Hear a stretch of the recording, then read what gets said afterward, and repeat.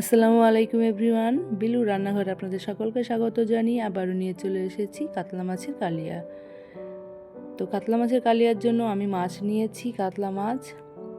তো কাতলা মাছগুলোকে আমি ভালোভাবে ধুয়ে পরিষ্কার করে নিয়ে হলুদ, লবণ, সর্ষের তেল, কাঁচা লঙ্কা, আদা রসুন বাটা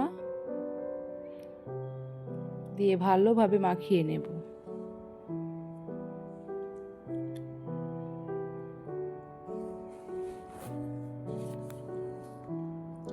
মাছগুলো আমার ভালোভাবে মাখানো হয়ে এসেছে। এদিকে আমি অন্য একটা কড়াইয়ে আমি একটা কাতলা মাছের কালিয়ার জন্য একটা গ্রেভি তৈরি করব। তো গ্রেভির জন্য তেজপাতা, দারুচিনি, এলাচ, লং, জয়িত্রী দিয়ে আমি বানাবো। তারপরে পেঁয়াজ পাতলা পাতলা করে পেঁয়াজ কেটে রেখেছিলাম, সেটা আমি দিয়ে দিলাম।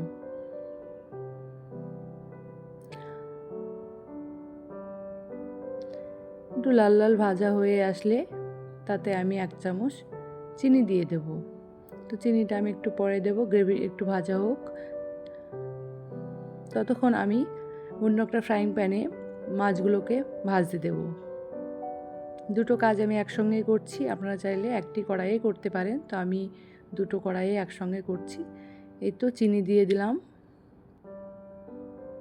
চিনি দিয়ে একটু ক্যারামেল হয়ে আসলে তারপরে আমি পেঁয়াজ বেটে রেখেছি সেটাও আমি দিয়ে দিলাম। পেঁয়াজ বাটাটা আমি 1 বাটি দিয়েছি, আপনারা চাইলে কমও বেশিও দিতে পারেন। মাছগুলো আমার বেশি, সেই জন্য আমি একটু গ্রেভিটা বেশি করছি। তো কাঁচা লঙ্কা, আদা রসুনের যে পেস্টটা রেখেছিলাম সেটাও আমি দিয়ে দিলাম।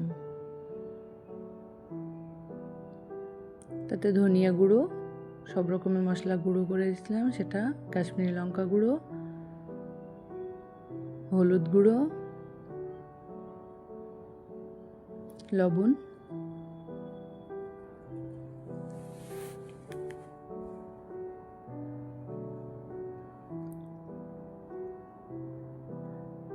এদিকে আমার মাছগুলোও অনেকটা ভাজা হয়ে এসেছে, আমি মাছগুলোকে তুলে নেব। তো আমার গ্রেভি থেকে তেল ছেড়ে এসেছে। তো গ্রেভিতে আমি টমেটো পেস্ট করে রেখেছিলাম সেটা দিয়ে দিলাম। আপনারা চাইলে টমেটো সসও ব্যবহার করতে পারেন।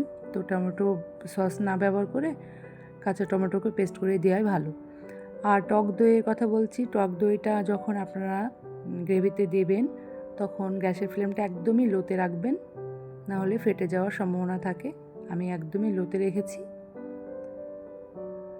একটু হালকা তেল ছেড়ে আসলে আমি জলগুলো ঢেলে দেবো। জল দিয়ে ভালোভাবে ফুটে উঠলে আমি মাছগুলোকেও আমি একে একে দিয়ে দেবো।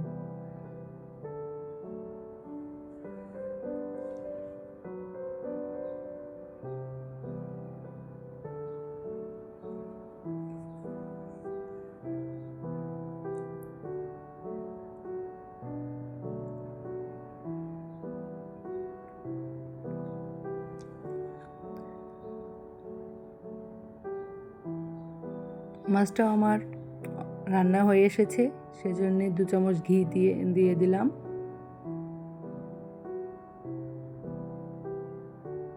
গরম মশলা গুঁড়ো দিয়ে দিলাম।